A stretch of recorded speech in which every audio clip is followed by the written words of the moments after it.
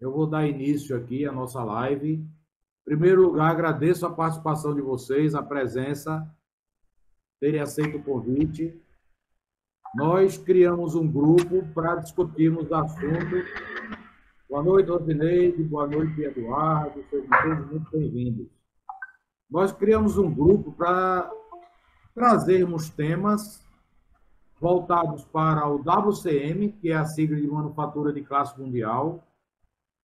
É uma filosofia iniciada na Fiat, na Unilever, na ArcelorMittal, por um consultor japonês chamado Yamashima, ou Yamashida, alguns chamam Yamashida, outros Yamashima, e disseminou para o mundo todo em várias empresas. E, por outro lado, o Lean Six Sigma também, que começou no sistema Toyota de produção, o Lean, que é manufatura enxuta, e o Seis Sigma, que é controle estatístico de processo, começado por Schwartz, mas difundido por Deming, né? Deming foi um grande discípulo de Schwartz. Schwartz era meio na dele, mas Deming disseminava a cultura da estatística. E a estatística pode ser utilizada para trazer resultados fenomenais, tanto o Lean como o Seis Sigma. São duas filosofias. A gente não chama metodologia, chama filosofia. Filosofia, ela passa mais tempo para ser incorporada, para ser absorvida. E toda quinta de 20 horas nós trazemos um tema. E o tema dessa quinta-feira é DOE, com a participação de Israel Gonçalves, que é consultor da Expertise, também é um gerente acadêmico, é meu parceiro de luta. A gente está toda semana se reunindo 3 vezes por semana, definindo estratégias e outras coisas. E divide comigo os cursos também. E o DOE é um tema muito atual, pode ser usado em qualquer ramo, em qualquer segmento, em qualquer área, em qualquer tamanho de empresa. E eu vou dar a palavra a Israel para dissertar sobre DOE, né? Ele vai se apresentar, vai falar da expertise dele em relação à estatística, ao curso de Minitab. E estamos aqui presentes. Quem tiver em dúvida, pode postar tanto no chat, via texto, como também falar durante a aula. Eu estou dando suporte aqui, porque já que é um tema específico de Lean Six Sigma, eu não vou falar de WCM. E o tema é muito abrangente. Então, Israel está com a palavra, vai falar sobre DOE. Vocês vão entender e vão gostar bastante. Sejam todos bem-vindos. Muito obrigado, professor Zé Luiz. Agradeço a participação e a presença de todos. Estou muito feliz. A gente já é da casa, mas a gente fica muito feliz quando o professor faz um convite específico para estar com um grupo de pessoas tão seletas como vocês, profissionais de alta performance das mais diversas áreas do conhecimento. Aqui a gente tem pessoas da medicina, tem pessoas da indústria, da manufatura, tem pessoas da área do varejo, tem pessoas de pesquisa e desenvolvimento, mestrandos, doutorandos, tá? São 35 ao todo no grupo e minutos adiantados, a gente vai recebendo mais pessoas. A gente convidou pessoas de vários lugares diferentes, tá, para participar dessa webinar, que eu posso chamar de espetacular. Por quê? Porque hoje, pessoal, a gente vai tratar de um tema que é um tema muito importante para quem conhece e para aqueles que não conhecem, não podem falar nada a respeito de planejamento experimental.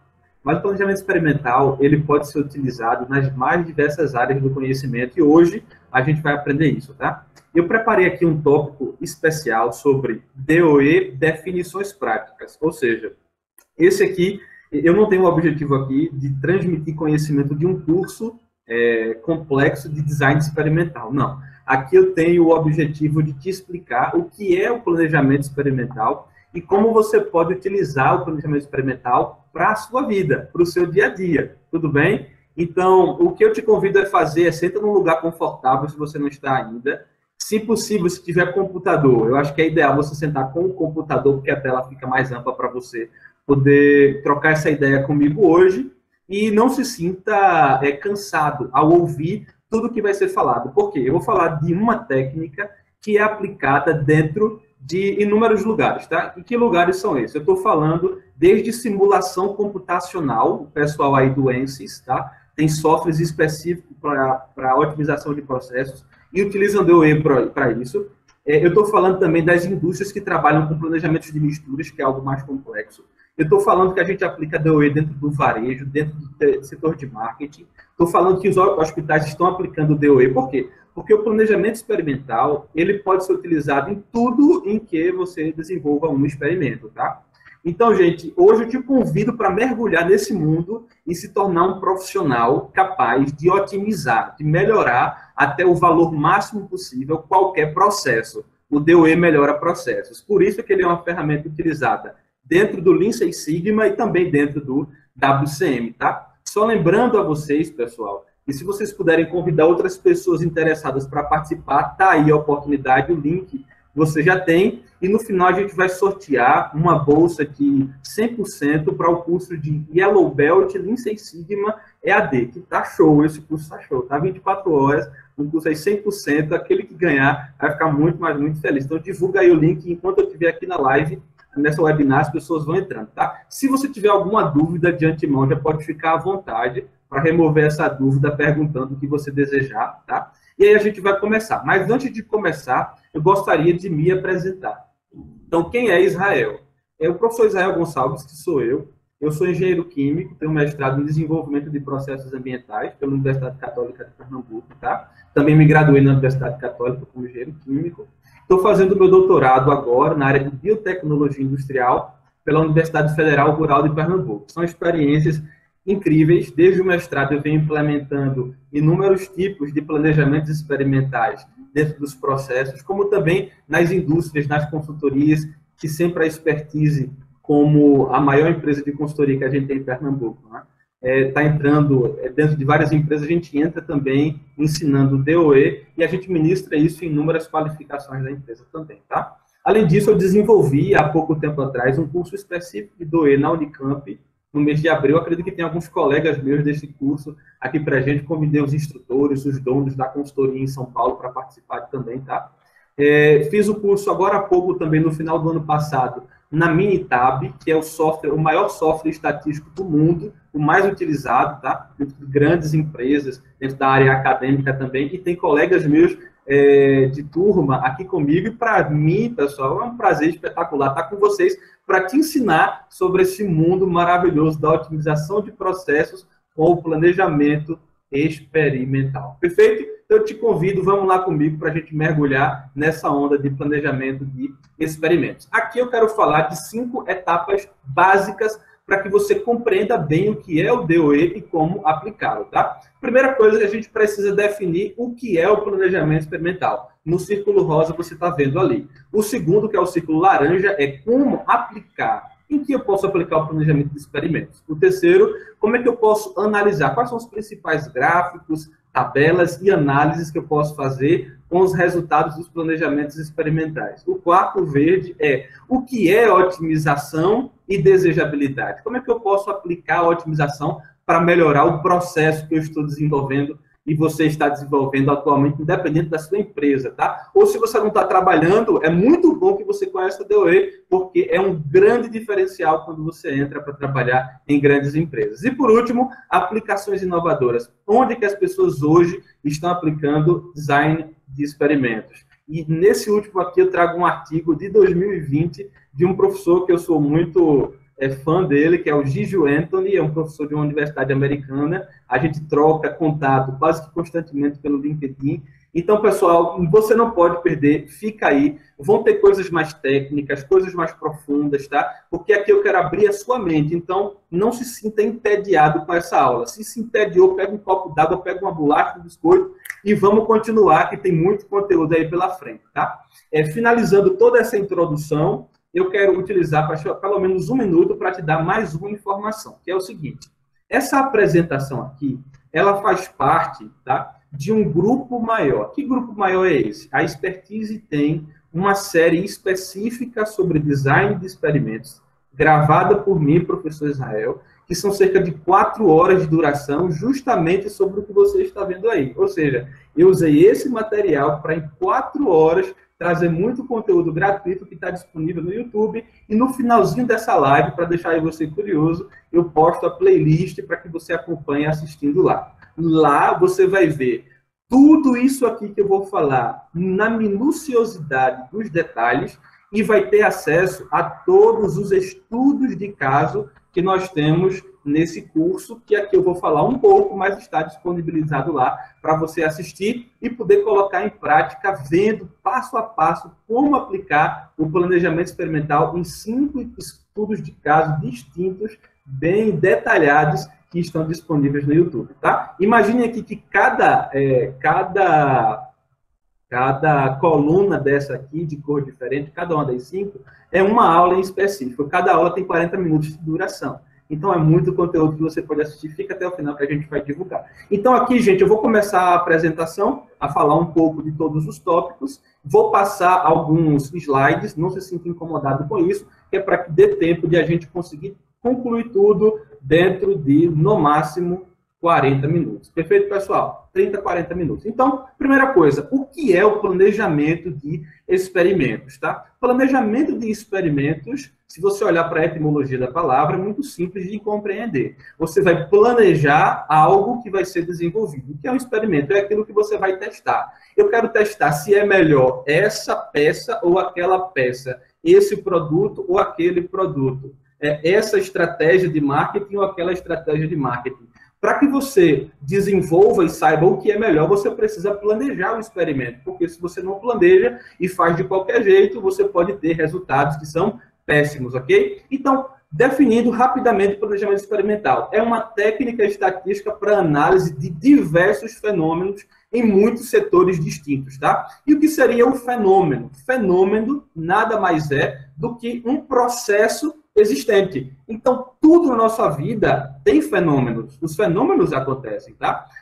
Vender um produto é um fenômeno que você pode estudar. Desenvolver uma estratégia para saber o que é que o cliente está desejando comprar é um fenômeno que você pode estudar. Melhorar os componentes e matérias-primas, as proporções de um produto para encontrar o produto com a melhor performance possível é um fenômeno também. Estar dentro de um hospital e desenvolver qual é o melhor layout para diminuir o tempo de atendimento também é um fenômeno. Então, todos esses fenômenos podem ser estudados através da utilização dessa técnica estatística chamada de planejamento experimental. E dentro de todos os setores, como dentro da engenharia, a gente tem as indústrias. Gestão, a gente tem as empresas de serviços e novos produtos. Dentro da ciência, mestrandos, doutorandos, PIBICs, temos a pesquisa e desenvolvimento, você pode aplicar aí a torta e a direito, planejamento experimental. Tecnologia da informação. A gente tem muito artigo atual sobre tecnologia da informação e TI, implementando DOE para melhorar os processos de desenvolvimento de softwares.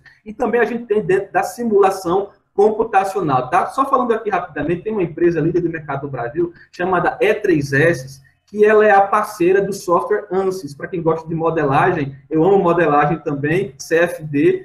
A simulação computacional, de uns anos para cá, vem desenvolvendo softwares potentes, utilizando otimização com a função de desirability, que a gente vai ver já mais à frente, e está dentro do pacote de DOE também. Ou seja, gente, tem muita gente estudando isso, tem pouca gente quando comparado a outras áreas do conhecimento. Porque, se você conseguir entrar nessa área do planejamento experimental e compreender, com certeza vai ser um grande diferencial para a sua carreira. Já entendeu, basicamente, o que é o planejamento experimental? Então, a gente vai definir. Agora, o que é que eu preciso definir inicialmente quando eu vou fazer um planejamento experimental? Eu tenho que definir qual é o fenômeno que eu vou estudar. Já citei alguns aqui para vocês. Se eu estou no hospital, quero diminuir o tempo de atendimento de um cliente. Se eu quero maximizar a quantidade de vendas de um produto, né? Se eu quero melhorar a performance de algum tipo de composto químico que eu estou desenvolvendo, se eu quero atingir a otimização daquele processo de pesquisa e desenvolvimento do doutorado, do mestrado, eu tenho que definir muito bem o meu fenômeno e definir também o que é que está fora e o que é que está dentro. Dentro do Lean Six Sigma, a gente utiliza o planejamento experimental na fase de implementar, que no anagrama, que quem estiver aqui vai ter a oportunidade de conhecer mais sobre o TMake, seria nessa penúltima fase, a fase de implementação de melhorias. Então, desde aqui do início do Lean Six Sigma, a gente já define qual é o processo que a gente vai estar estudando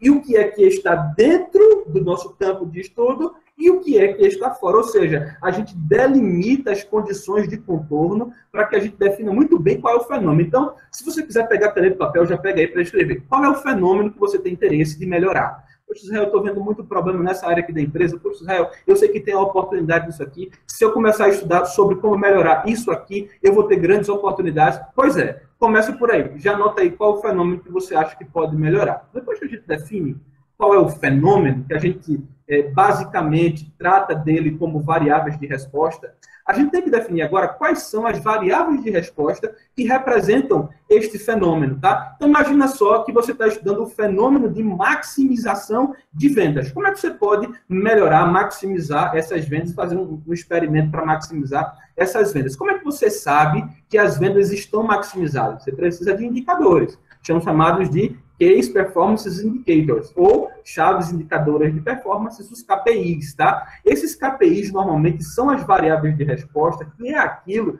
que vai ser controlado, pessoal, para que você saiba se o fenômeno que você está estudando está indo para o caminho que você quer de maximização ou de minimização. A gente vai chegar lá também. Definir a variável de resposta, que são as chaves indicadoras, você precisa definir quais são os fatores, quais são as variáveis de entrada que vão produzir uma mudança no fenômeno. Então, imagina só, se eu quero vender mais, será que o fenômeno, a variável de entrada, o fator, né, preço, ele impacta na quantidade de vendas? É algo lógico que sim. Por quê? Porque se eu diminuo o preço, eu estou fazendo com que as pessoas possam adquirir de uma maneira mais facilitada. Então, eu vou aumentar a minha quantidade de vendas, tá? Agora, Israel, será que eu só tenho uma variável de entrada, um fator para isso? Não, gente. A gente tem processos e fenômenos de dezenas de variáveis de entrada e de fatores, e a gente tem alguns tipos de planejamentos experimentais específicos para reduzir esses fatores dos muitos fatores naqueles que são realmente vitais. Pegar aqueles muitos fatores triviais e transformar naqueles fatores vitais, os que realmente serão úteis para a nossa análise, tá? E uma coisa importante para finalizar que precisa ser definido são os níveis. Os que são os níveis dos fatores? São aqueles valores que você vai testar, tá? Então, imagine que você está fazendo, eu estou estudando aqui, o fenômeno venda, e dentro desse fenômeno de venda de determinado produto, eu escolhi o fator preço, a variável de entrada, como algo que vai produzir uma mudança na variável de resposta, né? Naquele fenômeno venda que eu estou estudando. Então, eu preciso definir, se eu tenho um produto a R$1.000, e esse mesmo produto eu quero testar ele a R$500 para eu saber se eu diminuir de 1.000 para 500, ou se eu aumentar de 500 para 1.000, qual é a reação que isso vai causar no fenômeno, na variável de resposta que eu estou estudando. Então, conseguindo compreender, está trazendo luz à mente de vocês, é justamente isso. Isso é chamado de nível. Ok, pessoal? Muito bem, gente. Então, outra coisa que a gente pode pensar, qual é o tipo de planejamento que eu devo escolher? Tendo em vista que o planejamento experimental, dentro do conteúdo clássico do DOE, a gente tem aqui pelo menos estes, com único fator, aleatório com blocos, quadrado latino, greco latino, tem vários. Esses azulzinhos que estão aí são os mais utilizados. Fatorial completo 2 e 3 linhas, fracionado, pontos centrais e o famoso delineamento do composto central rotacional ortogonal, chamado de superfície de resposta, que é lindo esse planejamento, tá? Esses azulzinhos são os mais úteis, mas eu tenho aqui uma gama de muitos outros planejamentos experimentais. Qual é a finalidade prática? Para a gente entender na prática, por que você deve começar a utilizar planejamento experimental? A finalidade prática é entender quais são as variáveis que exercem a maior influência no desempenho de determinado processo. Se você quer saber o que é que está gerando um incremento ou uma diminuição no desempenho do seu processo, você pode utilizar o DOE para descobrir. Gente, imagina só, se você consegue descobrir tudo que maximiza a tua variável de resposta, ela pode ser produtividade, que você quer elevar, ela pode ser custo ou retrabalho, que você quer diminuir. Se você domina todos os fatores, as variáveis de entrada, né? Aquelas variáveis que estão produzindo alguma mudança na variável de resposta, se você domina todos eles, você vai ser capaz de maximizar ou minimizar aquilo que você quer. Maximizar ou minimizar. Você vai ter o controle sobre o teu fenômeno. Isso é simplesmente espetacular. Ok, gente? Para finalizar, como é que eu posso montar um planejamento experimental? A gente pode ter duas formas distintas. Ou você monta um design manualmente, que daqui a um futuro, um tempo curto, eu vou ensinar vocês a montar na munheca, tá? Quando a gente dá o curso de Greenbelt presencial ou Greenbelt EAD, que é uma das faixas, né, do DMake, White Belt, Yellow Belt, Green Belt, Black Belt, Master Black Belt. Eu e o professor José Luiz somos Master Black Belt com certificação internacional, tá? Mas no curso de Green Belt e Black Belt, eu já ensino você a montar manualmente um DOE, algo espetacular. Ou então você utiliza softwares como Minitab, Estatística, o Portal Action, que é um software muito bom também, um brasileiro muito bom, o R, o SAS, o SPSS, o Stata, e tem muitos outros, tá, gente? Você pode utilizar. O Minitab é o software mais utilizado no mundo na área de análise estatística. Então, quem quiser pode entrar no site da Minitab, eles têm um glossário, uma biblioteca espetacular para você estudar e até pode fazer o download, até a versão 2019 poderia fazer o download, não sei agora como é que tá. Mas a 19 pode fazer um download da versão Trio para você usar 30 dias e aí você pode me acompanhar nos estudos de caso, tá, gente? Mas aqui eu fechei esse ponto do que é. Agora, a pergunta que vem aqui agora para você é como você pode aplicar o planejamento experimental. Aqui eu tenho algumas formas de aplicar. Agora, antes de pensar em aplicar, eu quero trazer à mente algumas perguntas. Quais são? O DOE é realmente a ferramenta mais adequada? Por quê, pessoal? Porque se você tem uma base de dados histórica na sua empresa, dentro do seu grupo de pesquisa científica aí do P&D, ou então dentro da empresa de varejo ou do hospital, se você tem uma base de dados histórica que fala sobre aquele fenômeno que você quer estudar, é muito melhor que você utilize uma outra ferramenta, que são as análises de regressão, tá? As análises de correlação e regressão simples ou múltipla. Por quê? Porque você já tem aquela base de dados. Agora, se essa base de dados ela é antiga, ela está desatualizada, ela não é confiável, eu recomendo fortemente você começar a pensar em utilizar o planejamento experimental para levantar essa base de dados, tá, gente? Segunda pergunta, o meu fenômeno foi bem definido? Foi bem definido ou não? Isso aí tem que estar muito claro. Eu tenho certeza sobre os meus fatores e os níveis. Será que aquelas variáveis de entrada que eu disse que influenciavam o meu fenômeno, elas influenciam mesmo? Será que esses níveis foram os melhores que eu escolhi? Por onde eu devo começar? Tem mais alguma coisa que eu preciso saber? Vamos lá agora. Então, gente, partindo aqui para a adequação. Sempre que você for aplicar um planejamento experimental, que é o tema desse subtópico agora, você precisa se perguntar o seguinte: eu consigo fazer alterações propositais nas variáveis de entrada? Ou seja, eu tenho domínio de ir lá nas variáveis de entrada e mudar. Para deixar algo bem claro aqui, imagina que você está fazendo um bolo, tá? O que seria uma variável de resposta para o bolo? A variável de resposta para o bolo poderia ser a qualidade do bolo, né? Pode ser a aeração da massa do bolo, que é uma variável física, pode ser a viscosidade do recheio do bolo, a quantidade de sabor, a quantidade de sabor doce que o bolo tem, porque se for muito doce é enjooso, se for pouco doce é aguado, então tem que estar numa quantidade boa, né? A estrutura externa do bolo, isso são variáveis de resposta do bolo, tá? E que seriam os fatores para a gente analisar desenvolvendo um bolo. Ó, a quantidade de ovos que você coloca, o volume de leite que você coloca, a quantidade de farinha de trigo, a quantidade de fermento que você coloca na massa, variáveis físicas agora. A gente tem a temperatura do forno, a gente tem o tempo que o bolo passou no forno, tá? Gente, eu poderia falar em números para vocês. Esses que eu acabei de falar são os fatores, são as variáveis de entrada. Aquilo que vai produzir uma mudança no processo, tá? Que a gente chama de influências individuais e influências em conjunto também, tá? E isso aqui vai gerar um bolo ou de qualidade, baixa qualidade ou alta qualidade, que é a variável de resposta que eu estou querendo maximizar ou minimizar. Está ficando claro aqui? A pergunta é agora, você deve se perguntar, eu consigo fazer alterações propositais na variável de entrada? Estou falando do preço do marketing agora. Da quantidade de vendas agora, que é o fenômeno que eu estou estudando, né? Dentro do marketing, quantidade de vendas. Qual é o fator? O fator é o valor do produto. Eu consigo diminuir o valor do produto para analisar qual foi a repercussão que isso causou no mercado. Se você consegue diminuir, você pode fazer um DOE. Mas se você não consegue diminuir, não adianta fazer um DOE. Por quê? Porque você não tem controle sobre as variáveis de entrada. Será que você não tem controle, falando do bolo agora, da quantidade de leite? É claro que você pode alterar a quantidade de leite, a quantidade de fermento. A não ser que seja sua mãe que esteja fazendo bolo, se você colocar mais, ela lhe dá uma tapa, não é verdade, gente? Então, a sua esposa fazendo, né? Então, se você consegue alterar propositalmente as variáveis de entrada, pode seguir.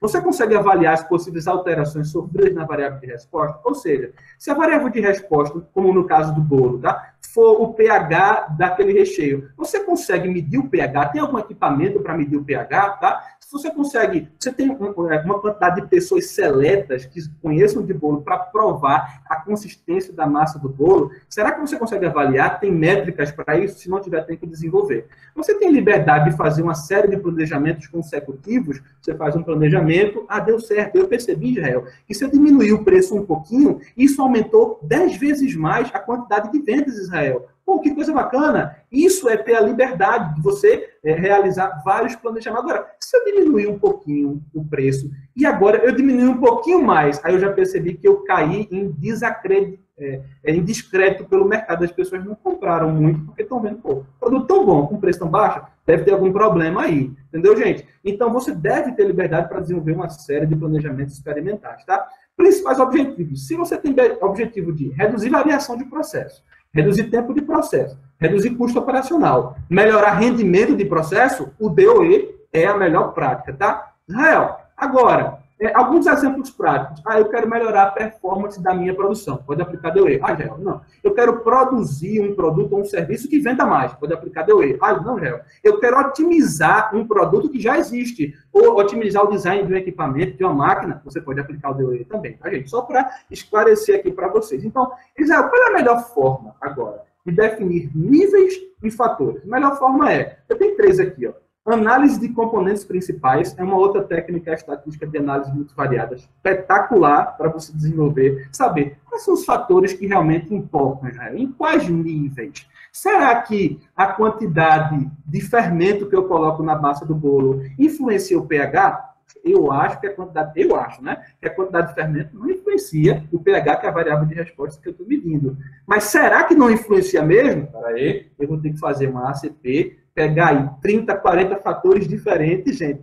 E o ACP vai me dizer, Israel, o que influencia é isso aqui, trabalha com esses fatores que vai dar tudo certo, tá? Ou então, eu posso ir nos dados da literatura científica ou na base de dados que está desatualizada, né, da empresa, para eu entender ali quais são os fatores. Ou então eu chamo aquele cara, gente, que é o pesquisador-chefe, ou um grupo renomado de cientistas, de especialistas, aquele pessoal que está trabalhando lá na produção, que é um operador, mas tem um conhecimento fenomenal sobre o processo, convida esse cara para levantar contigo, faz um benchmark. Quando a gente está aplicando o Lean Six Sigma, lembra que na fase de definir, medir, a gente já faz o brainstorm com o pessoal, faz o diagrama de Ishikawa para levantar, né, quais são os principais fatores que influenciam ali. Se você quiser aprender mais sobre o DOE, um outro caminho é estudar Lean Six Sigma também, tá? A gente aplica muita coisa que vai te ajudar no DOE, tá? Dentro do DOE, não vou falar sobre eles, mas a gente tem 3 pilares. Pilar de replicação, aleatoriedade e blocagem, tá, gente? A replicação é que você precisa replicar o experimento, a aleatoriedade é aleatorizar as correntes experimentais, e a blocagem é quando você tem um fator de difícil mudança, ou então um fator que você sabe que ele influencia, mas você não tem interesse de estudar. Imagina só, que você está fazendo os bolos em 2 fornos diferentes. E agora esses 2 fornos são da mesma marca, foram fabricados no mesmo lote. Israel, são iguais esses fornos. Mas eu digo uma coisa para você, com certeza vai haver uma influência do forno na sua pesquisa sobre o fenômeno, se o bolo ficou gostoso ou não, tá, gente? Então, utilizar o bloqueio nesse caso, ou a blocagem nesse caso, colocando o forno num bloco, o forno 1 num bloco, o forno 2 no outro bloco, é importante. Ou então, você está medindo produtividade da indústria. Você tem 3 máquinas diferentes, ou 3 turnos diferentes, tá? Você pode colocar cada turno num bloco diferente, para que os turnos não influenciem naquela variável de resposta, aumento de produtividade, tá? Cada caso é um caso, a gente tem que estudar. Lembrando que todos os slides aqui que eu passar rapidinho, eu vou divulgar no final desse webinar, tá? Um link de uma playlist do YouTube com todas essas aulas mastigadas. Aqui eu estou correndo, gente. Eu vou fazer, já está prontinho lá para você assistir, mergulhar, entender, com estudo de casa, abrir o Unitab, mexer, saber como faz, espetacular, tá, gente? Continuando aqui. Agora, como é que eu posso iniciar? É sempre bom você iniciar um planejamento experimental no passo a passo, ou seja, fazendo um planejamento fracionado, fazendo análise de sondagem, aplicando um fatorial sempre 2 a 2, que você não sabe o que é, mas vai aprender, tá? Fazendo análise de correlação. E aqui eu teria um estudo de caso para mostrar. Esse estudo de caso está no YouTube, detalhadinho, para que você entenda, tá, gente? Aqui eu tenho alguns fatores desse estudo de caso, e aqui eu já vou passar para o próximo tópico, que é o tópico de análise, tá, gente? Análise e gráfico, estou na metade do tempo disponível, está tudo cronometrado perfeitamente. Só dizendo uma coisa para você. Nesse estudo de caso agora, que eu pulei, é um estudo de caso de um livro do Douglas Montgomery, que é o papa da estatística moderna, tá? Ele é uma das pessoas mais reconhecidas que gosta de estatística, estuda análise de dados, análise multivariada, planejamento experimental, e não conhece quem é Douglas Montgomery, talvez não estudou tanto ainda, tá, gente? Não dizendo que eu já estudei muito, né? Porque eu sou um eterno conhecedor. Nunca conheço mais e sempre desejo conhecer, né? Mas, assim, Douglas Montgomery, ele é o papa da estatística moderna. Ele tem um livro chamado Design of Experiments. Aí tem um outro livro que é Design de Experimentos para a Ciência e ele fala Ciência e Indústria, é alguma coisa, é um trocadilho que ele faz, tá? E dentro de um dos capítulos, ele traz aquele estudo de caso, que eu peguei o estudo de caso original do livro dele em inglês e trouxe ele em português, é claro, para ficar numa linguagem comum para todos, para que você estuda a fundo, tá? Nele é o seguinte... Ele tem um problema lá, só para gerar curiosidade de vocês. Ele tem uma bateria, tá? E naquela bateria, ela está dentro de um equipamento.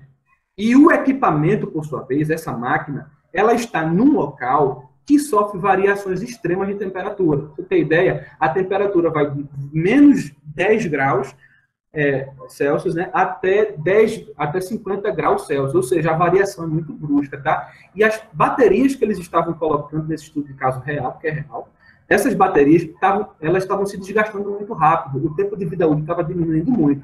Então, o que aconteceu? Teve um cientista que foi lá e aplicou o planejamento experimental para saber o seguinte, ó, eu quero construir essa bateria, se tiver alguém da Moura aí, preste atenção, tá? Eu quero construir essa bateria com um equipamento que sofra menos com essa mudança de temperatura, tá? Então, gente, tem uma pergunta aqui para vocês. Qual seria a variável de resposta que ele está estudando? Tempo de vida útil de quem? Da bateria, tá? E qual é o fator que ele está utilizando? 3 temperaturas diferentes, porque ele disse, se varia de menos 10 a 50, eu vou colocar menos 10 como nível menor e 50 como nível maior. E aí eu vou estudar a variação de um para o outro.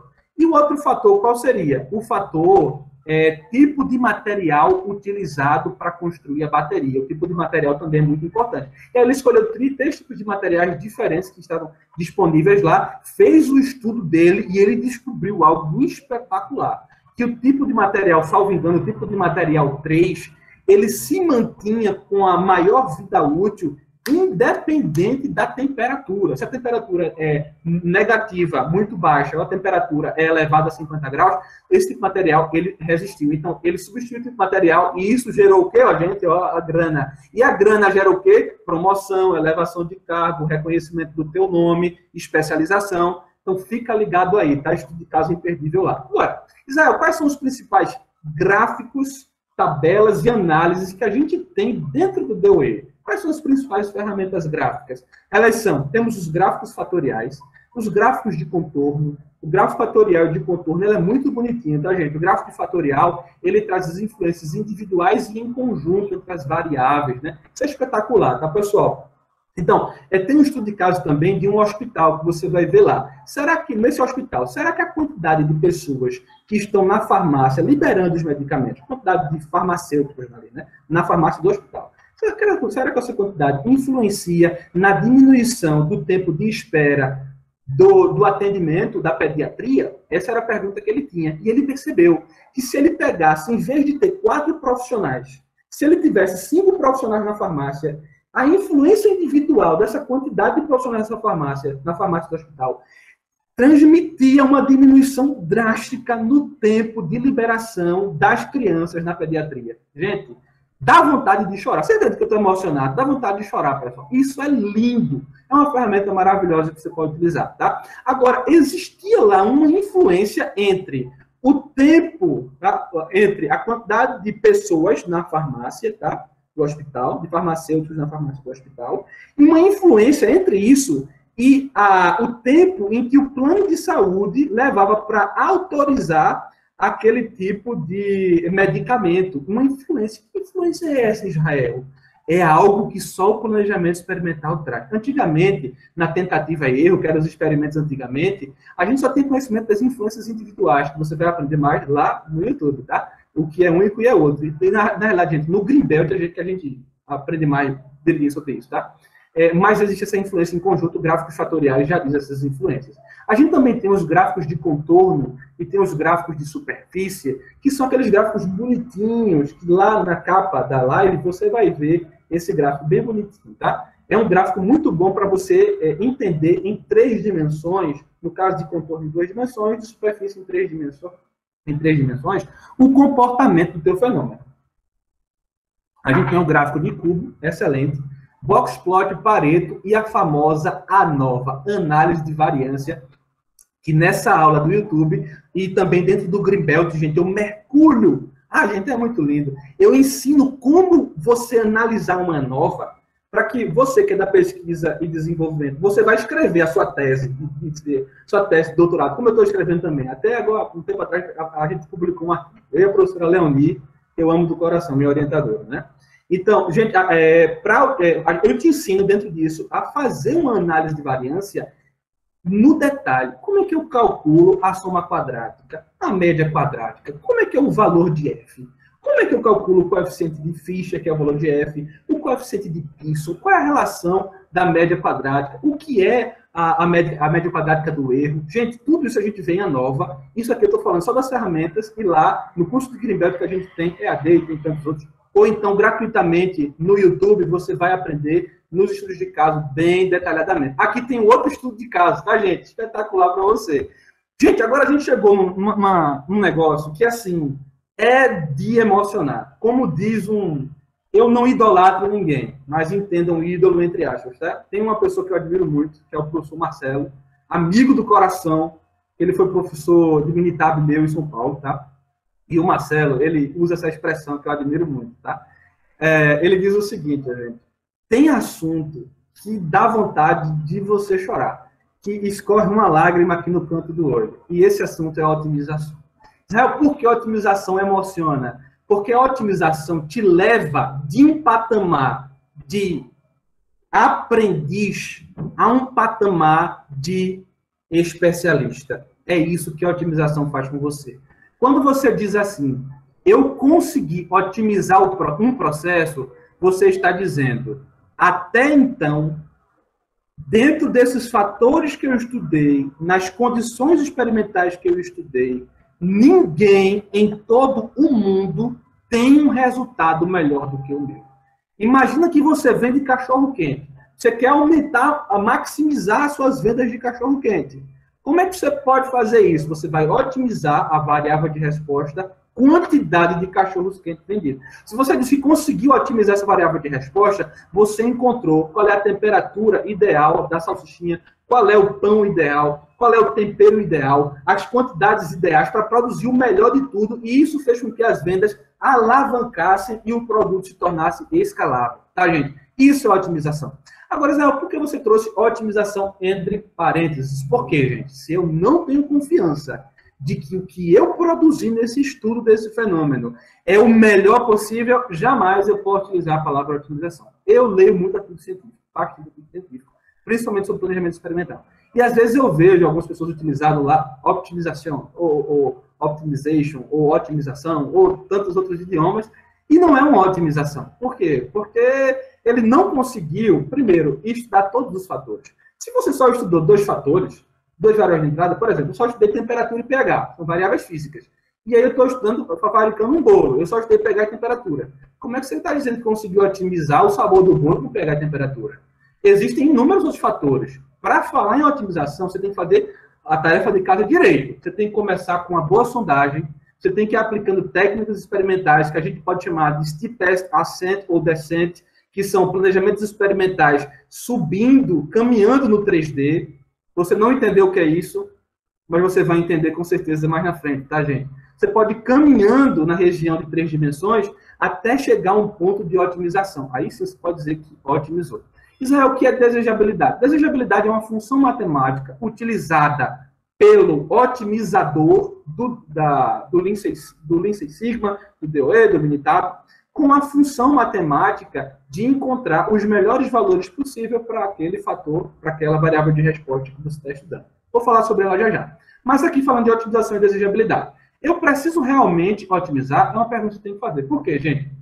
Tem muita gente que aplica um planejamento experimental 2 elevado à segunda, tá? Que é um planejamento de 2 níveis, 3 níveis, com 2 ou 3 fatores.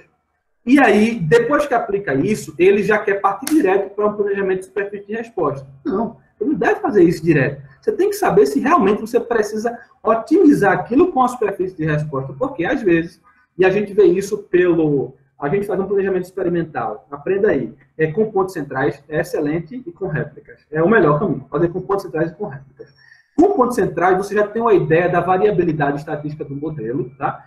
Se aquele modelo precisa de algum polinômio para descrever ele, uma equação do segundo grau, o que é uma equação do primeiro grau, tá?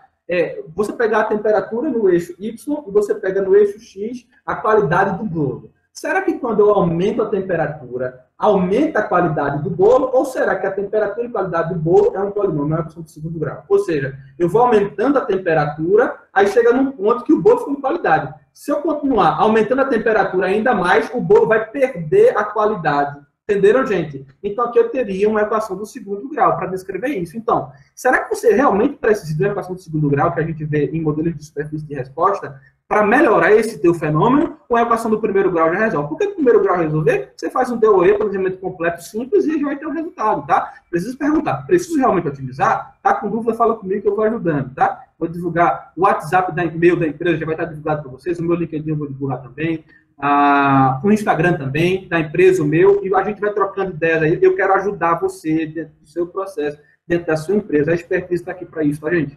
Então, segundo ponto, a otimização está relacionada 100% com a aplicação de planejamento de superfície de resposta. Eu já falei sobre isso. Eu posso usar o termo otimização? Pode, dependendo, né? Já expliquei. Como explorar o gráfico de otimização? Então, otimizar é justamente isso, é identificar uma combinação de fatores que amplificam a variável de resposta. Tem variável de resposta que a gente quer aumentar, como rendimento de reação, venda, e tem variável de resposta que a gente quer diminuir. Por exemplo, o tempo de atendimento a gente quer diminuir, para o cliente ficar mais feliz. Os custos, retrabalhos, a gente quer diminuir para o cliente ficar mais feliz. A tua variável de resposta é para maximizar ou minimizar? Você tem que encontrar quais são os fatores e quais são os níveis que vão fazer com que isso que você quer seja amplificado, né? Além disso, gente, qual é o principal objetivo da otimização? É você especificar se aquela meta que você tem foi alcançada ou não, a meta de diminuição ou de aumento, tá? O que é essa função matemática chamada desejabilidade? Vocês assistam lá no YouTube, que eu vou lá. É uma função conhecida como função de transferência. Ela varia de 0 a 1, quanto mais próxima de 1, maior é o grau de desejabilidade, é o grau de otimização daquele processo que você está estudando. Eu explico isso aqui em miúdos lá, tá? Atenção a uma coisa, você não pode aplicar e analisar uma otimização de qualquer jeito. É necessário que haja uma interpretação de especialista, então nunca analisa só. Você está fazendo um DOE, mas você não conhece, junta pessoas que são especialistas, que eles vão te ajudar a entender se aquele resultado é realmente aplicável, tá? E aqui eu tenho um outro estudo de caso muito bacana, numa indústria de tecidos, que você vai ver também no YouTube, que a gente vai divulgar para vocês também, gente. Vou aqui para a minha última parte, que é aplicações inovadoras. Eu vou terminar isso aqui em mais ou menos uns 4 minutos, tá? Pessoal, onde é que as pessoas estão aplicando DOE hoje? Indústrias e empresas de manufatura, P&D, laboratório de ciência de pesquisa, healthcare, logística, ensino superior, varejo, empresas de alimentação, tá? Dentro da simulação computacional e tecnologia da informação, tá?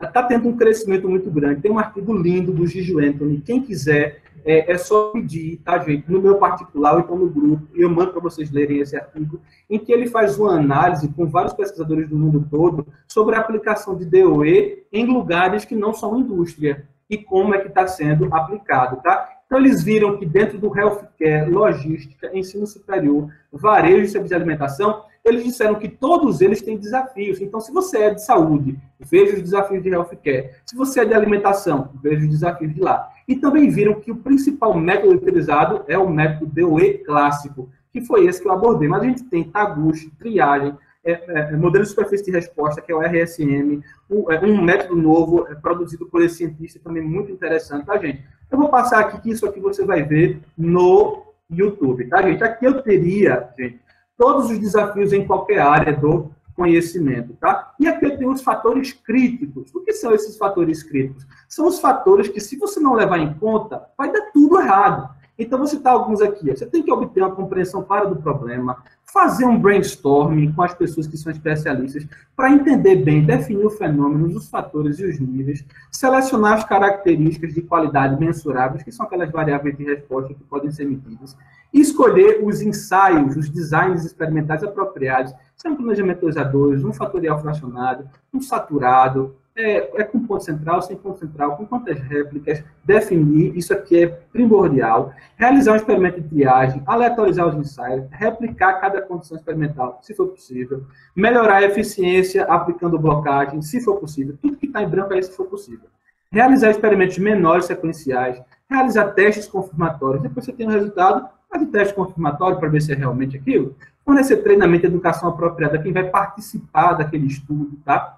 Compreender os benefícios, interpretar corretamente os resultados e ter um sistema de medição instalado. É por isso que eu digo que quem vai fazer DOE tem que fazer um Greenbelt, porque você tem que entender o que é análise de sistema de medição para que você garanta que aqueles instrumentos que você vai utilizar para medir as respostas que o fenômeno vai estar informando, se eles estão ideais para aquilo que você vai estar utilizando. Fazer análise de sistema de medição, tá, pessoal? Então, isso aqui é primordial e espetacular. Aqui eu tenho um outro estudo de caso que você vai ver lá, tá? No YouTube, a aplicação de um DOE num hospital, salvo engano aqui, é um hospital, deixa eu ver aqui, gente, da Jordânia. É uma localidade chamada Amman, na Jordânia, tá? Aplicaram o DOE lá, algo espetacular, atual também. Então, pessoal, agora, dentro do tempo previsto, eu vou me despedindo da apresentação. Não saia do grupo agora, não saia da live, na realidade, agora. Que a gente tem algumas informações importantes para dar para você, tá? E aqui, gente, na conclusão, foi um prazer estar aqui com vocês. Qualquer dúvida que vocês tiverem, se você trabalha em alguma indústria, se você quer aplicar o DOE, quer unir o DOE ao DMake, ao Lean Six Sigma, quer aprender mais sobre DOE dentro do WCM, está fazendo mestrado, doutorado, quer conhecer mais sobre como aplicar no seu projeto, a gente está aberto a tudo. O meu WhatsApp está disponível para todos vocês, tá, gente? E a gente vai conversando e se ajudando. Então, fale comigo no grupo. Se você não está num grupo de WhatsApp que a gente tem um grupo de WhatsApp de WCM versus Lean Six Sigma, que são duas filosofias muito utilizadas hoje dentro de grandes empresas multinacionais que estão contratando, tá? Então, se não está no grupo, se tem contato só comigo, contato só com o professor Zé Luiz, manda para a gente que a gente vai adicionando você no grupo. Gente, eu vou divulgar agora para vocês, tá? Aqui nos nossos comentários, professor, antes de entregar a palavra para o senhor, professor, eu vou divulgar aqui deixa eu clicar aqui, dar um Ctrl+C. Eu vou divulgar aqui, gente, no nosso... Nossa, tempo, professor. Aqui nas nossas mensagens do grupo. Ah, não, o professor já divulgou, perfeito. O professor já divulgou esse formulário, esse link desse formulário aí, que é para que você participe de um sorteio do Yellow Belt EAD que a gente está disponibilizando, tá? Mas qualquer dúvida que você tiver, por gentileza, pode contar conosco. E assim, pessoal, eu finalizo essa apresentação, nos disponibilizando, e é sempre um prazer estar com vocês. Lembrando que nós não formamos alunos, nós formamos amigos. Nós formamos profissionais de alta performance e você está convidado a ter um relacionamento mais perto conosco, tá? Vou divulgar agora, dentro dos nossos comentários aqui no nosso chat, alguns links em que você vai poder me encontrar no LinkedIn, me encontrar no Instagram, encontrar o professor Zé Luiz no LinkedIn, encontrar ele no Instagram e a empresa Expertise também, para que a gente mantenha a nossa comunicação. Professor, muito obrigado pela oportunidade dentro do tempo previsto. Estou passando a palavra para o senhor e já vou me programando aqui para fazer o sorteio com o pessoal. Obrigado, professor. Obrigado pela paciência, pessoal. Contem com a gente. Em primeiro lugar, obrigado, Israel. Parabéns. Ótima explicação sobre DOE. Deu para perceber que o assunto é comprido, tá? Isso aqui foi uma introdução. Você tem que subir muito mais profundo, com muito mais tempo de explorar cada característica e cada funcionalidade do DOE, fazendo o curso completo e acessando o YouTube, que está de graça. Israel gravou uma série de 5 vídeos sobre este assunto, ok?